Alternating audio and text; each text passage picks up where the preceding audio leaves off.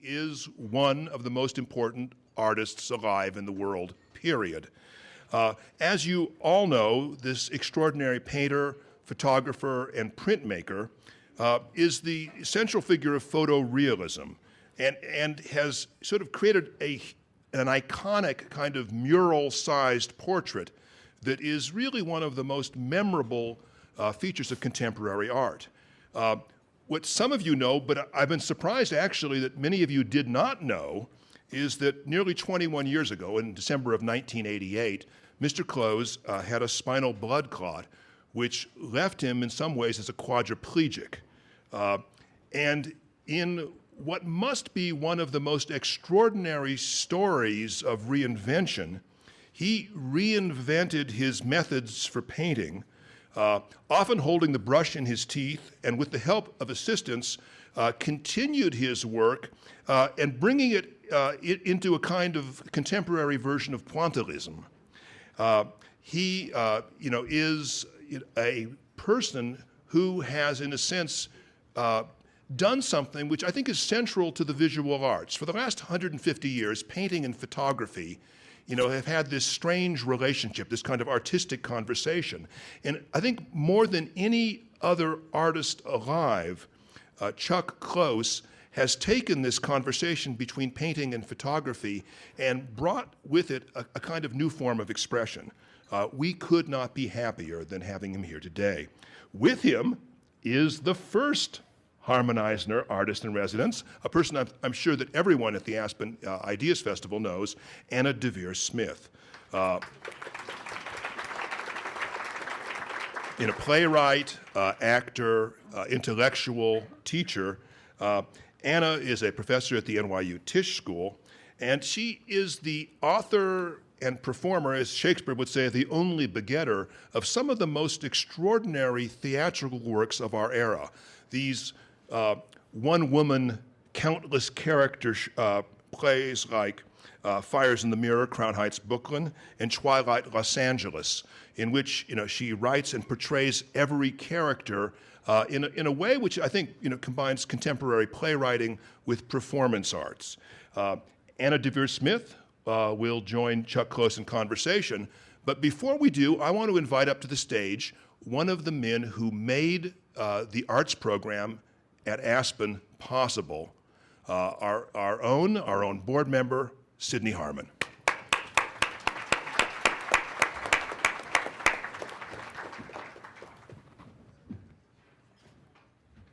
Can you hear me without the microphone?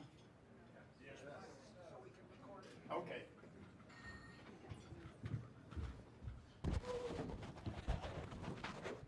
I promised Dana that I would keep this under an hour.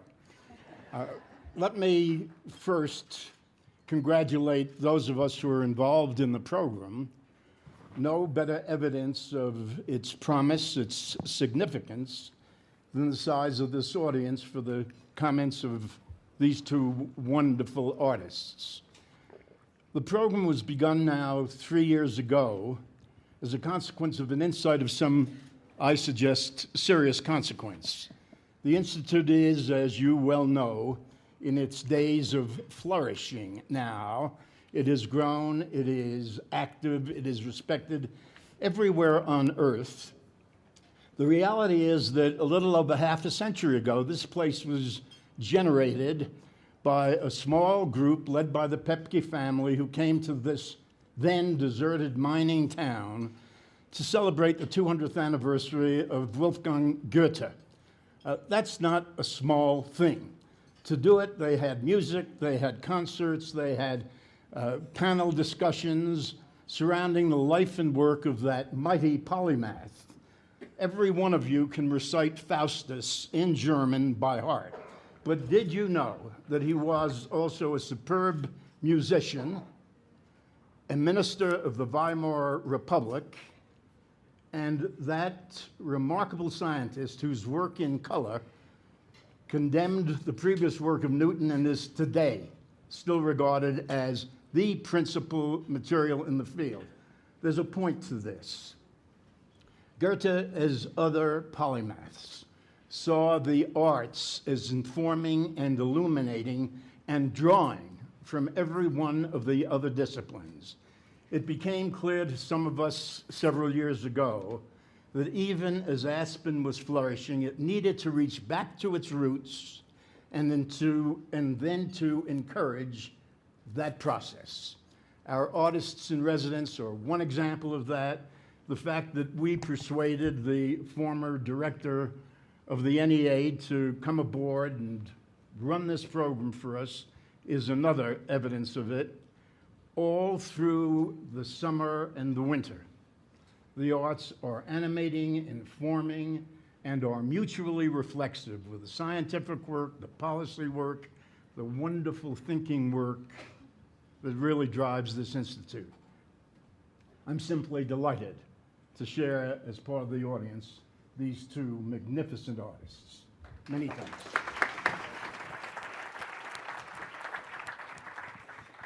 It's always a little bit humbling to use notes after Sidney has spoken, because I've never seen him ever use notes here at Aspen. Charles Thomas Close was born at home in Monroe, Washington.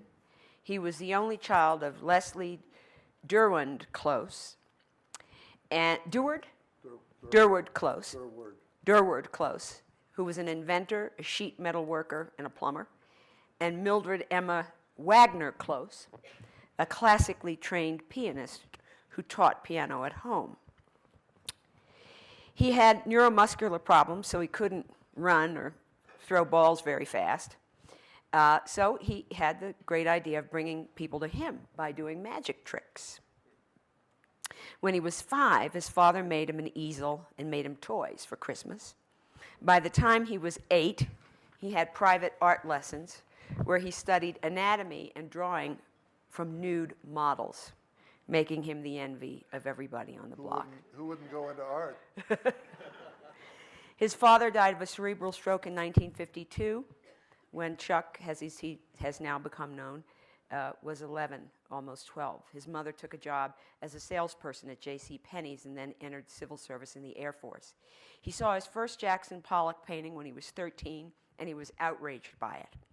He went to the University of Washington in Seattle and then Yale University School of Art and Architecture, got an MFA with highest honors from Yale. Classmates and other students who crossed through there at the same time that he was there included Richard Serra, Bryce Marden, Howardina Pindell, Bob and Sylvia Mangold, Nancy Graves, Janet Fish, Eva Hess.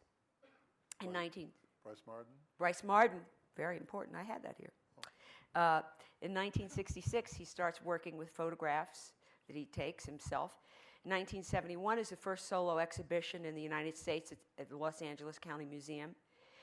In 72, his second U.S. solo exhibition is reviewed by Hilton Kramer. Says of Close, he is a particularly gruesome practitioner of this superrealism.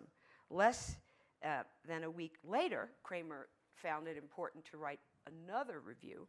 The kind of work Mr. Close produces is interesting only as evidence of the kind of rubbish that follows in the wake of every turn in the history of taste. 1981. Can't get better than that. No. Best revenge is living well.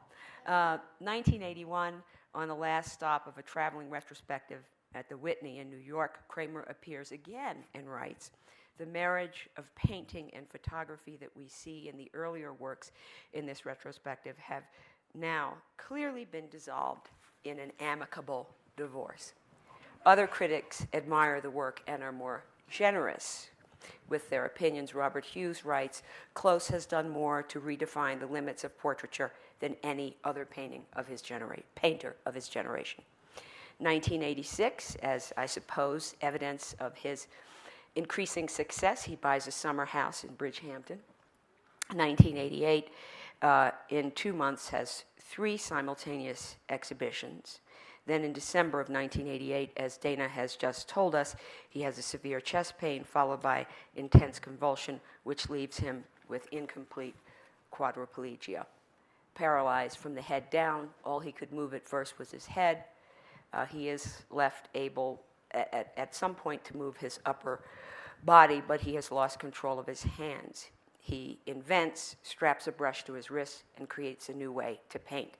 He completes a painting of Alex Katz while in rehabilitation at the Rusk Institute. By April of 1991, he exhibits new paintings at the Whitney. So we find ourselves here today in Aspen in the presence of an ongoing narrative about brilliance, invention, inspiration, will, love of process, and the pursuit of large questions. Please welcome Chuck Close to the Aspen community.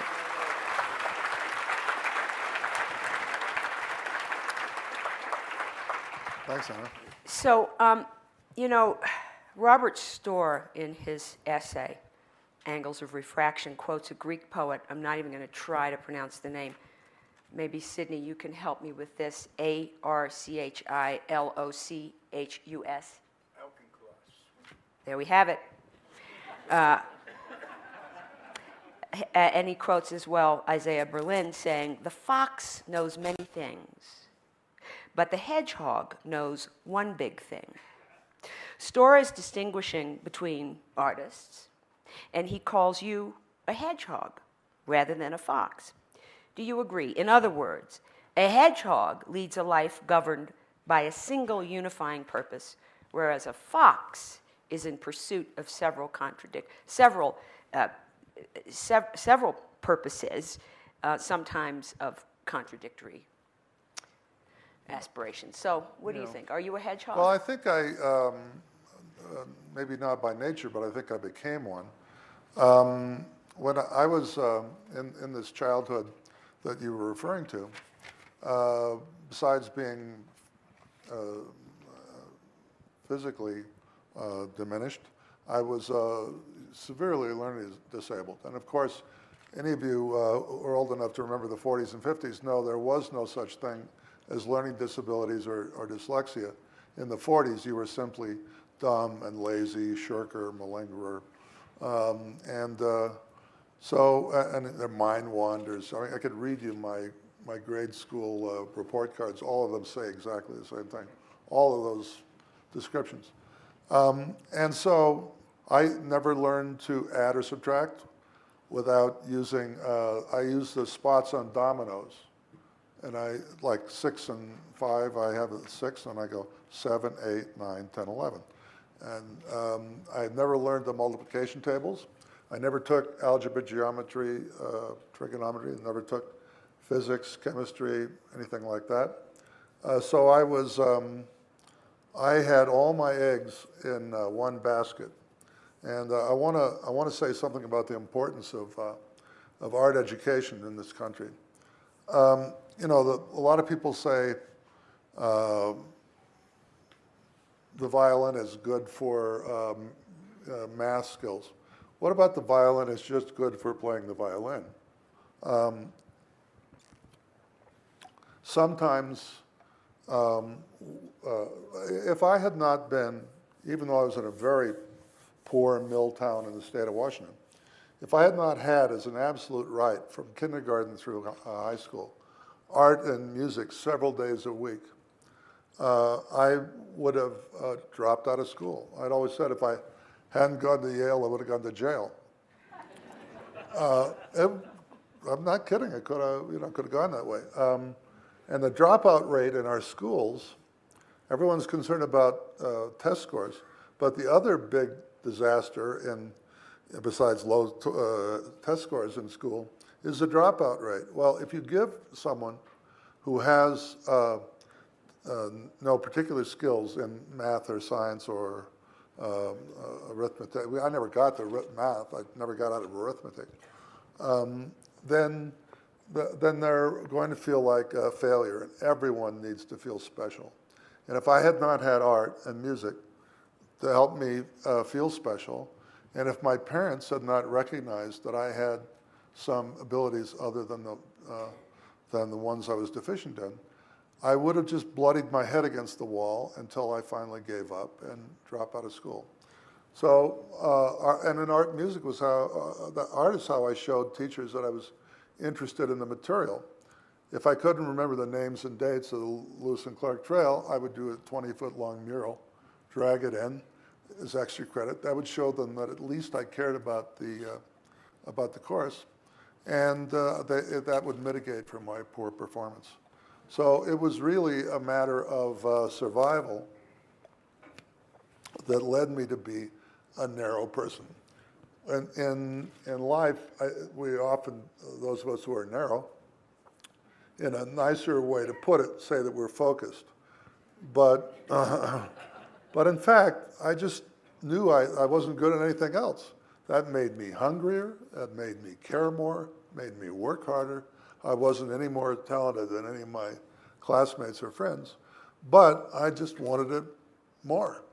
And I separated myself from the rest of my classmates by that passion, and that was ruled and fueled by knowing there was no fallback position.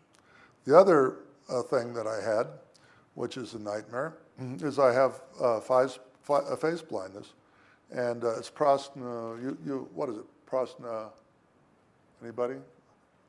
Prosopagnosia, something like that, face blindness. So I still didn't recognize my classmates by the end of the first grade. I didn't know who they were. I also couldn't memorize their names.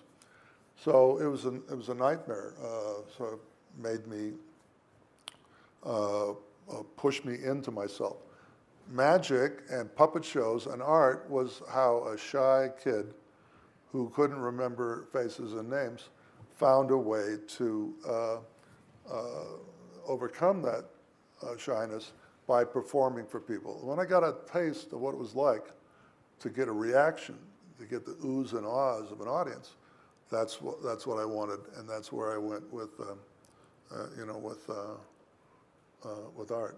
But the other thing about magic is it takes a kind of obsessive behavior, doesn't it? I mean, it takes a lot of diligence, of repeating and repeating and repeating until you can do the trick. Yeah. Well,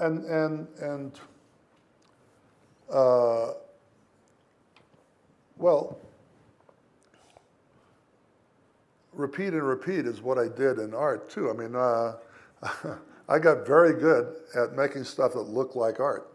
And if you're in art school and you make stuff that looks like art, you get rewarded. You get the scholarships, you get the pats on the head. The trouble is it must look like someone else's art or it's not going to look like art. So I became very good at mimicking other people's stuff. And when I found myself, and I did get all those scholarships, and I got, the Fulbright, and I got Yale Traveling Fellowship and all that stuff. But when I found myself alone in the studio at the end of graduate school, I looked around the room, and I couldn't find myself in there. They're all my gods and my heroes. And that's when I had to figure out a way to figure out where I was in the room and try and occupy it myself. There are two other interesting things about that room. I think, I named some of the names. I mean, the list went on of the kind of people who were at Yale when you were there.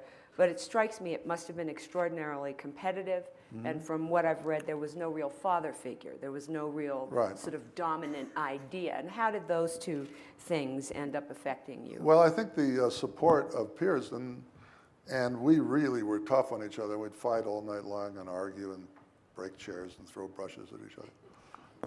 And then the next morning, they'd come back in to see whether you had incorporated into the work the suggestions they'd made that night. But I think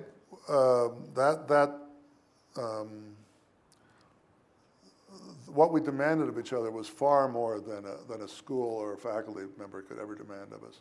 And but it was the preeminent art school in the country, and it got the best and the brightest. And they came there from 40 different schools, who all been big ducks in our various little puddles, and we came there and fought it out. But when the other thing about learning disabilities and face blindness is absolutely everything about my work has been driven by those disabilities. I don't think it takes a psychologist or a neuroscientist to figure out if you have face blindness, you're going to have trouble remembering the faces of even loved ones. I walked by a woman that I lived with for a year, 2 years later, and did not recognize her. This doesn't go over very well. Somebody said it. What is it? Yes, thank you. Prosopagnosia. Did you Google it? Okay. And you're honest, too. But I know in real life, if you move your head a half an inch, to me it's a whole new head I've never seen before. Huh. But if I can flatten it out, I can commit it to memory, scanning it, and I have almost photographic memory for things that are flat. So what do? I flatten the thing out, and then I scan it and I work on it. And the hedgehog-like thing was something that probably, if I had other skills, I wouldn't have become. But the necessity to sit there and figure out how to do this, it's a slow, I wanted to make, let's put the first self-portrait up. I wanted to make something that was, often we don't know what we want to do, but we sure as hell know what we don't want to do. And I no longer wanted to make the work that I was making in graduate school, which is big, open, loose abstractions, tentative, put it on, scrape it off. I never knew when I was finished. And I wanted to give, and I knew what art looked like. That is, I knew that certain color combinations looked more like art, so I got color out of the picture. I had a great hand, which means that my hand made shapes that looked like art, usually de Kooning or something like that. So I got inventing shapes out of my head out of my art, and I started to work from photographs. And I didn't know that it was going to make anything, but I knew I could at least, through a series of self-imposed limitations, keep me from making what I had been making. That kicks open a door. You go through it. If you like where you're going, fine. If you don't, back out. Try some other limitations and try another direction. Ad Reinhardt had a tremendous influence on me, not necessarily his paintings, but his writings, in which he talked about, he made the choice not to do something in his rules. You can't do this, you can't do that, no more this, no more that. He made the choice not to do something, a positive decision. And that was the basis of how I began to work. But I wanted to make, we've had this thing on the, I apologize to you for having this image on the screen all this time. I wanted to make a big, aggressive, confrontational image that would suck the viewer right up to it. And I wanted them to scan that image as I had in the making of it. And these are, and it's a Brobdingnailian world like Gulliver's Travels. I wanted you to travel across the face like Gulliver's Lilliputians, stumbling over beard hairs and falling in a nostril, knowing everything about that face and not even knowing that they were on the head of the giant. So that's sort of where I began. Now, in terms of tentativeness, I wanted to put every mark on and have it still be there. So I worked with thin down black paint, airbrush, which I had, so many of my habits were connected with tools. I threw all my usual tools away. I got an airbrush with which I had no facility, all on the job training, and with this thin down black paint, I made these first black and white portraits. Can we have the next slide, please? Now, I wanted to, Warhol owned famous people and movie stars, so I wanted ordinary, run-of-the-mill, normal folks. So they're just my friends. And you see, is Philip Glass and Richard Serra. Ordinary people. Who were my classmates. I was helping Richard make his sculpture, and we were always at Phil's concerts, and which were concerts just in someone's loft. So my normal, average, workaday people screwed up my great plan for anonymous imagery by becoming famous on it. Should we see another one? Or? Sure. Yeah. Next. it just shows, that's Joe Zucker back there, Bob Israel, the opera designer, Nancy Graves, who was married to Richard Serra at the time. Next.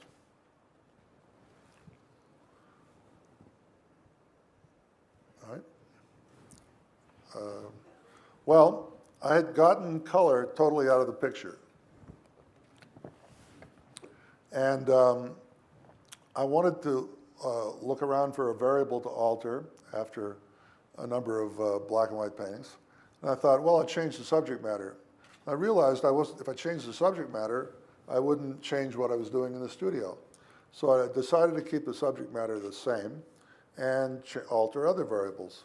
So I brought, see, that's backwards. I brought color back into the issue, into the painting. But I didn't want to go back to using a palette, because in the black and white paintings, everything was done in the rectangle, in context. Spray it on, scrape it off, use razor blades and scratch into it. So I wanted to make a color painting the same way, where there was no palette. Because if you want to make a green, you mix it here, out of context, and you drop it in, you hope you made the right decision. But I wanted to make the decisions in the painting itself. So to do that, I worked from dye transfer separations, and I literally made 3 one-color paintings on top of each other.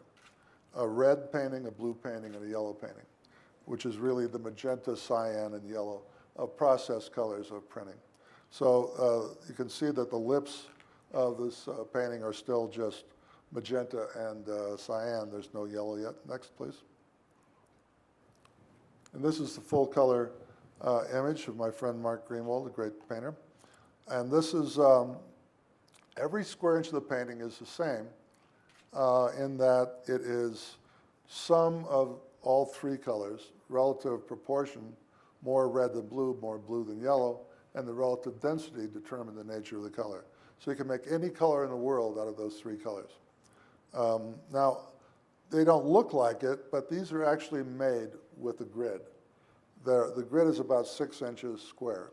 And I did that to transfer from the photographs to the painting. And because of my learning disabilities, and the fact that I was overwhelmed by the whole, oh my God, how do you paint a nose? I don't know how to paint a nose. How did somebody else paint a nose? So by breaking it down into small bite-sized pieces, a dyslexic can take and the hedgehog can take the scariness and anxiety out of how you make something. By making it so small, you're only dealing with a few issues. So why are you pretty much staying at the head? And Well, you don't call sometimes you call them portraits and sometimes you call them I used to call them heads, yeah. I finally gave up and called them portraits, but to me they're heads. I don't know who they are, so they're heads. But that is the basis for all the work, the grid. And gridding things off goes back to the Egyptians. It certainly was used in the Renaissance as a way to scale things up. But for me, it was a way to concentrate in one area and not worry about anything else. And as I worked left to right, top to bottom, incrementally, much the way a writer writes or whatever, there's never anything I'm doing other than slamming a couple of pieces together. And I don't have to reinvent the wheel every day. Today, I do what I did yesterday, and tomorrow I do what I do today, and it takes the anxiety and then out of the thing, and I stay there till it's done. And I found this was like raking gravel in a Zen Buddhist garden. And later I'll talk about my grandmother because it's the same kind of mentality. But that desire to break things down and to make every square inch the same. I thought the thing that was great about Pollock and the American painting, Frank Stella's black stripe paintings, any one of a number of painters, was the commitment all over the rectangle. If you think about the difference between, say, de Kooning and Bacon, or de Kooning and Freud, the English painters put all the effort into the figure, and then they just scumble some other stuff wherever they want. American painters have been committed to the rectangle, all-overness, Pollock's all-overness, Stella's all-overness, modernist all-overness. I wanted to make every piece of the painting equally important. Next, please. Oh, forgot that, this lips. Next. So I use the airbrush again, and I spray just a single inarticulate dumb mark into a square. I work from the size of a postage stamp with 120 dots. No virtuoso brushmanship. Each dot is the same. And up to 9-foot-high images pieces in the Museum of Modern Art, some of you may have seen it, it has 104,000 dots. Each one hit about an average of 10 times, so it's 1 million, whatever, sprays, until I got arthritis on my finger. Next, please. So I'm building an image in which every square inch is literally the same. 1 dot per square, about 6 squares to an inch across and up and down. Next, please. Clusters and coveys of those dots build something like a mustache, but there's no hair-like stroke. It's just dots. Now, I was walking down Madison Avenue to go to my gallery for my dot drawing show in, I think, 1970. On the way, I passed a newsstand, and hanging on the newsstand was a Scientific American issue of the first computer-generated image. And I said, oh, God. Now, nobody's going to believe that I made these things without the use of a computer. But I got there first, so the computer is like me rather than the other way around. So that you can see how a situation is built. Sometimes a dot can stand for an individual hair, but usually strings of them become glasses or whatever. Next, please. I was looking around for ways to make things with incremental units that were not left to right and top to bottom. I've been making pulp paper prints, and I dropped pulp on the floor. The pulp ranged from white to black in 24 incremental colors. They would harden into little Pringle-sized meadow muffins, and I collected them, and I started to make collages. So you can see the trays of chips that I'm working from. This is a situation in which a multiple informs a unique work and then goes back into a multiple. Next, please. Here's the finished piece. You can see that it's literally built. I like to build a painting rather than paint it. I like to construct it. It has some depth. It looks like relief maps. Next. Another way of working incrementally is with my fingers. My thumb and forefinger were built-in incremental units, and by simply inking them up, I was able to make a painting with just those 2 tools. This is your mother-in-law, right? My mother, my wife's mother, grandmother, my children's great-grandmother. But the interesting thing about, a lot of people say, well, how do you make a painting out of your fingerprints? It's actually easier in some ways. Normally, you have to feel through a brush or a pencil. If you ink up your own body, you can feel how much ink you picked up. You can feel how hard you're pushing it on. And so it was using my own body as a tool. Rob Storr in my modern retrospective catalog said it was skin making skin. I thought I was making something that couldn't be forged. But at least, and he also said it was like I was caressing the face of someone that I loved. And since it's often seen, and I talk about my work in such a way that makes it sound coldly mechanical, but I don't think it's ever coldly mechanical. a process liberates you, sets you free. I'm far more intuitive with the use of a process than I was when I could do anything I wanted and I did the same things over and over. I think there's a detail of it. Next. It's really hard to see, but that's built with the fingerprints. It's amazing.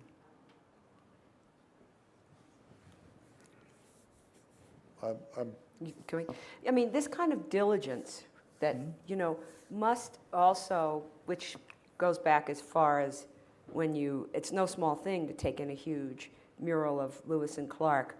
I think I came across Rauschenberg saying this expression, a different venue to absorb your intelligence. Right, a different venue for your intelligence, right. To absorb your intelligence. Because he was certainly as learning disabled as any human being I've ever known. So, but we, even as we talk about the disability, we have to commend the size of the intelligence and the diligence. That particular, you trained yourself to be diligent well before you became ill and had more limitations, right? Right, and you know, we're often very smart. We just don't have, both hemispheres of our brain don't talk to each other. Or we're totally left hemisphere and you know, Rauschenberg couldn't read. So many artists are dyslexic. There's a big correlation between left-handedness and learning disability. And artists are way more left-handed than the average group of people. And you know, those of us who are not destroyed by our problems, we got a lot of self-confidence from being able to compete in a world where we have one arm tied behind our back and still manage to find a way to be successful. And if it doesn't destroy you, it makes you a pretty interesting person. You also have to be charming. Because you have to charm everyone. If I don't remember who anybody is, you know, David Rockefeller told me that Nelson Rockefeller was similarly face blind. For a politician, that's got to be death. So when Rockefeller would get off a plane in Ithaca or something, he'd be there a bunch of people on the tarmac, and he would go up to them, and he didn't know who was the driver and who was the mayor, or who was the you know, the Secret Service guy and who was the governor. So he would slap everyone on the back and say, "Hiya, fella, how you doing?" Because he didn't know who they were. This made him appear to be extremely accessible, friendly, not your typical politician who's only interested in power and being around power. So you end up having characteristics which really work for you rather than work against you. But your charm and your temperament may have been a gift just like your intelligence. I know you weren't that fond of, we didn't say you weren't fond of it, but of John Guare's short, what I thought very sort of I like the theatrical narrative of what you call the event, what happened to you when you became paralyzed. And he talks about how you weren't angry or mean to the nurses. Oh, you had to be. And that, I mean, this would be a reason to be pretty grumpy, and you weren't. The squeaky wheel does not get grease in a rehabilitation hospital. You piss them off, and they make your life miserable. You turn them in, and they, first of all, they're protected by the very powerful hospital workers union. They're never going to get fired. They're just going to come back and make your life even more miserable. So you have to be charming. You have to make them want to like you and want to do things for you. And I'm just naturally, you know, positive, outgoing person anyhow. So it's not a great stretch for me to be friendly or to find things to talk to people about. But it is interesting that just how intelligent people are who cannot be measured in the normal testing situation. And I really hate teaching for testing because it's taken the creativity out of the teacher's hands and the ability to find out what students have going for them and tailor-make the program to things that they can be successful at, things that they will be able to shine at. And just back to that dumb test, are your scores better than they were? In New York City, I had a big fight with the mayor and the head of the school system because they gave individual principals the right to invade funds for the visual arts and for music and give it to remedial teaching. Well, what principal is not going to, who knows his or her job depends on the scores going up, they're going to take that money away from the arts and put it into remedial education in the 3 R's. And there goes the 4th R, art. So it really is a shame that everyone deserves the right to feel special. And if you're not given an opportunity to prove Well, that you have it's that, not just the specialness of that person who gets the opportunity, it's what we lose as a society if we didn't have you. I want to talk just a bit about process. This is Philip Glass. Chuck's work was always about making work and about how the work was made. And then the result was the image. The image became the carrier of an idea. If you think the work is about a portrait, then you've missed the work. Philip, in my favorite quote by any of my subjects, he said famously, I am to Chuck what haystacks were to Monet, or bottles to Morandi. Just subject matter, and it's you know, I don't paint anguished, tortured people or crying babies, or you know, I try for a very neutral position.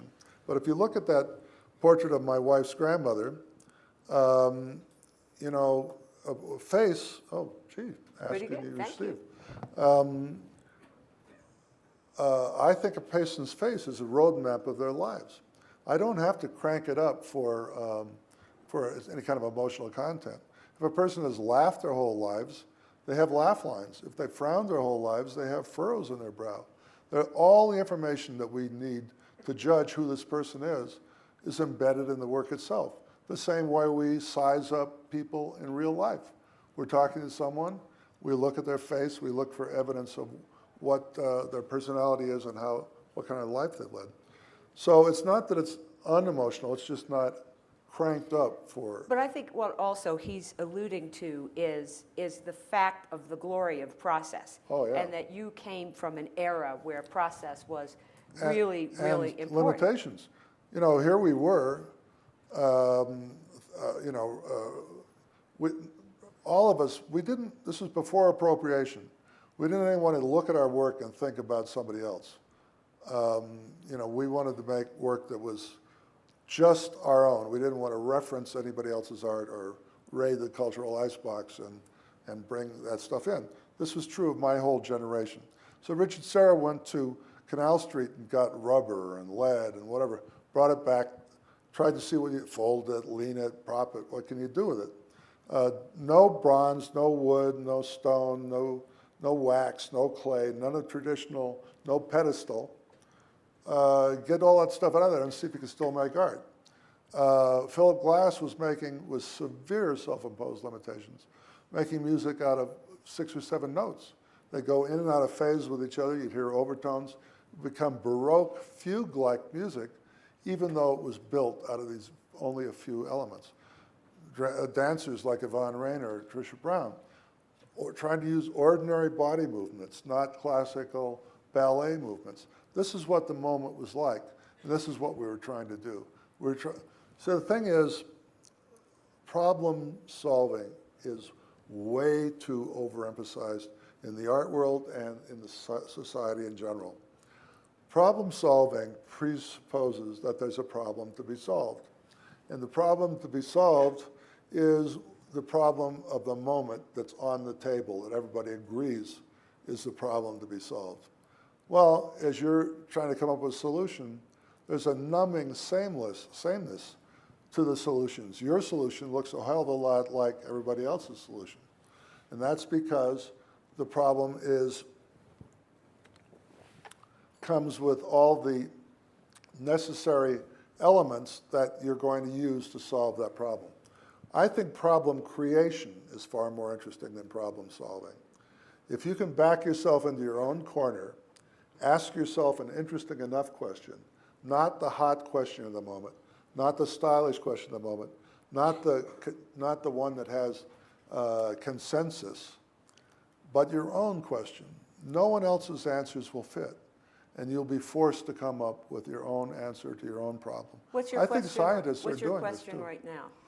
Oh God! Well, I'm trying to breathe new life into antiquarian activities like daguerreotypes and tapestries, trying to take things which seem to be all washed up and see if there isn't a contemporary way to use these. And just ways to keep moving. But I think we just asked different questions. Well, let's go on and I'll show you what I mean. Good.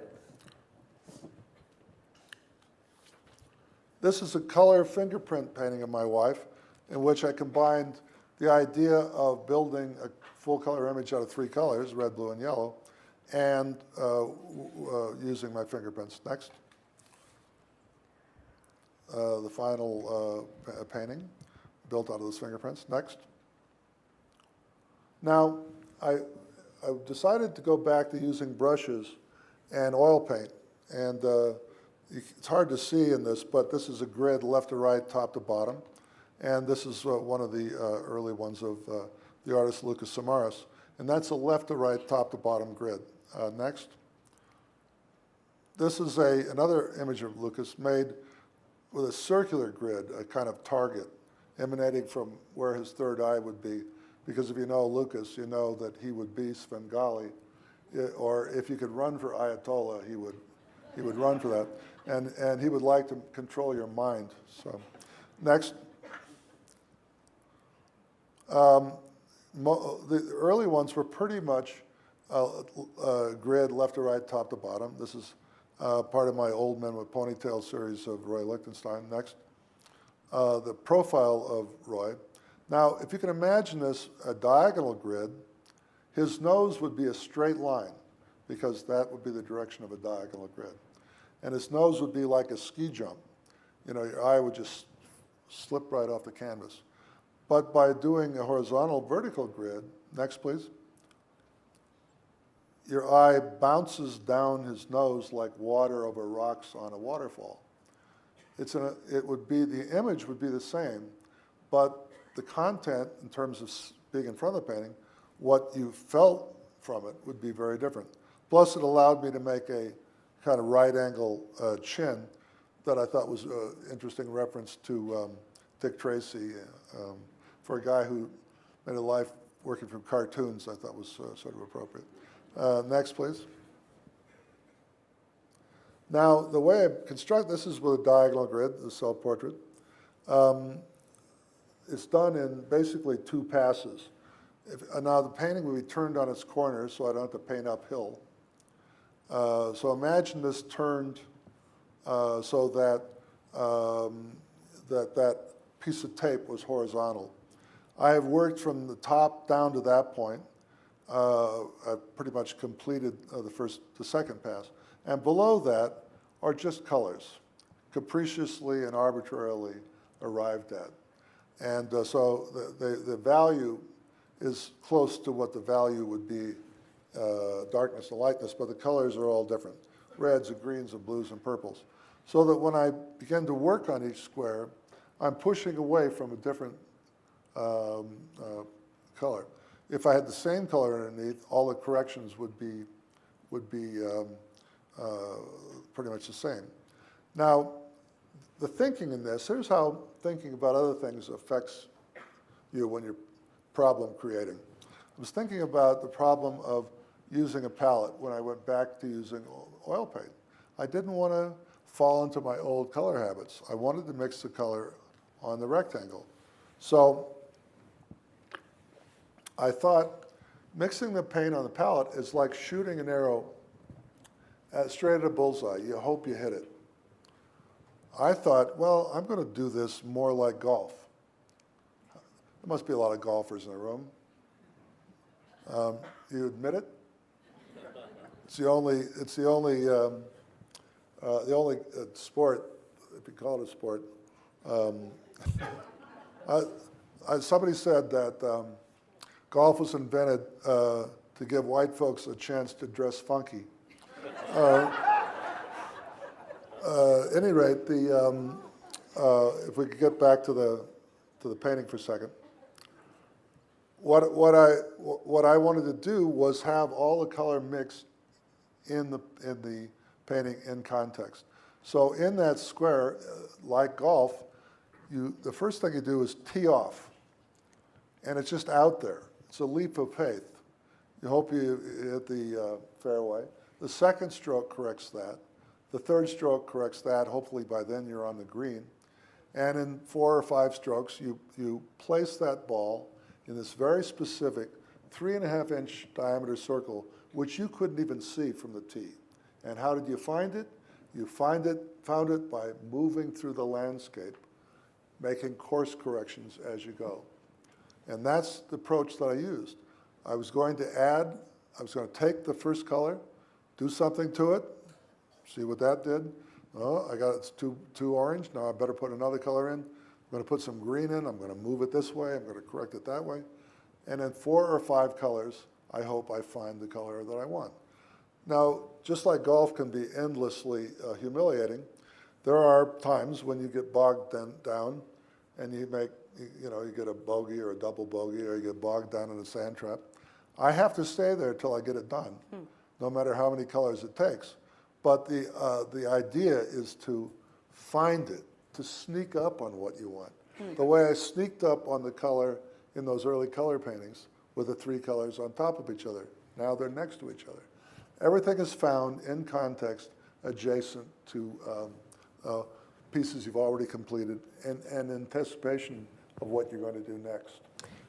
Do you think that your work would have evolved the way that it has, sort of more open, more colorful, absent your near-death experience? Absolutely. The last painting I made, can we see the final painting just before? The last painting I made, last show I had just before I went in the hospital, and there's, you show a detail if you want, the next one.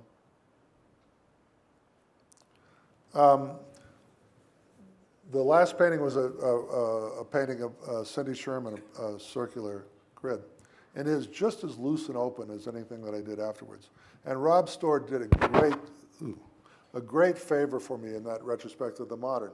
He took the last show before I went in the hospital and the first show after I got out of the hospital, and he mixed those works together in one large room.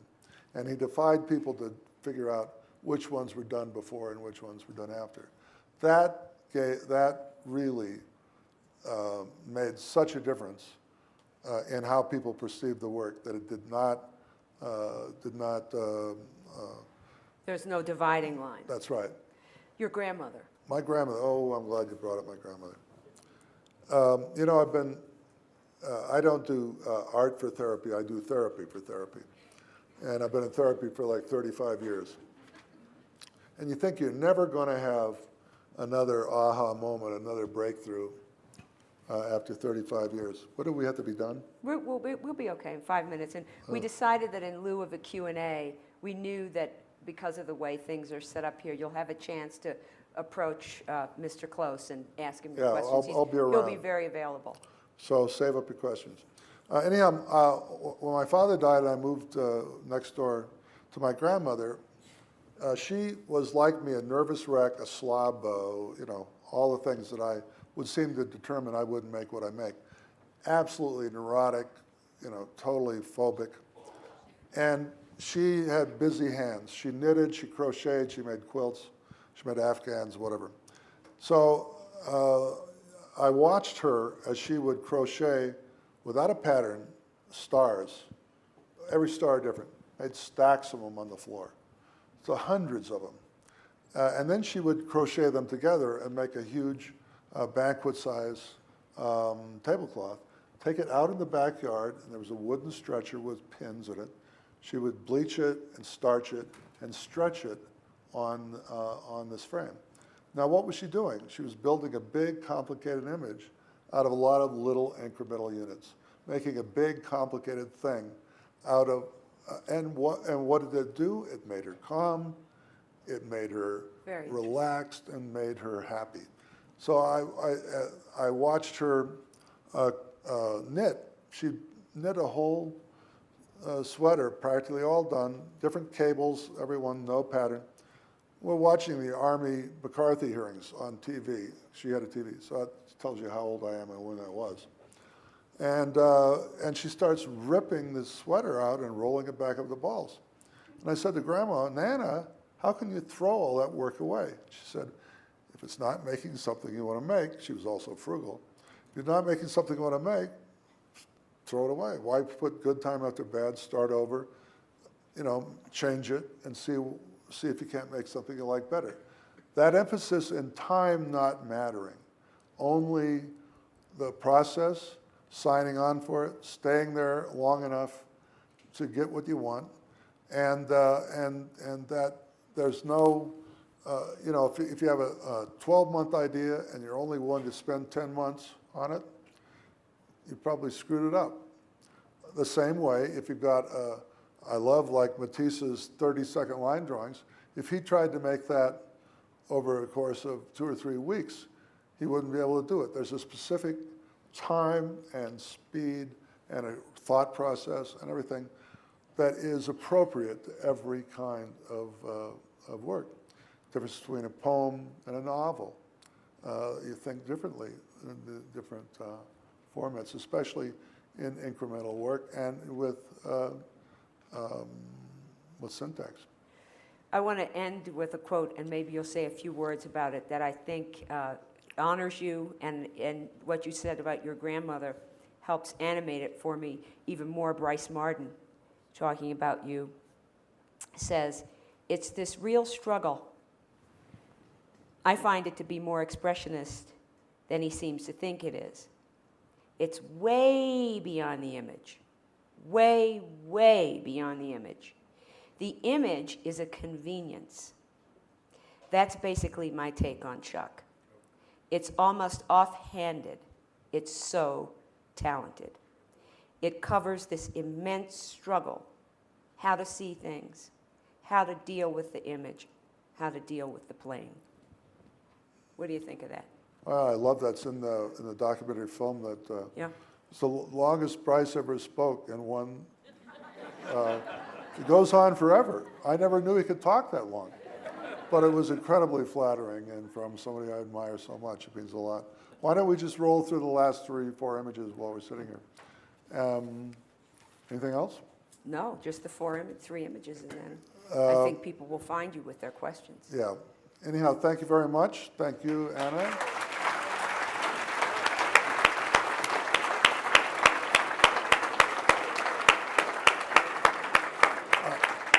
I'm looking for, Anna has a one-woman show opening in September Yep, Second Stage at Theater. Second Stage Theater. Be there or be square.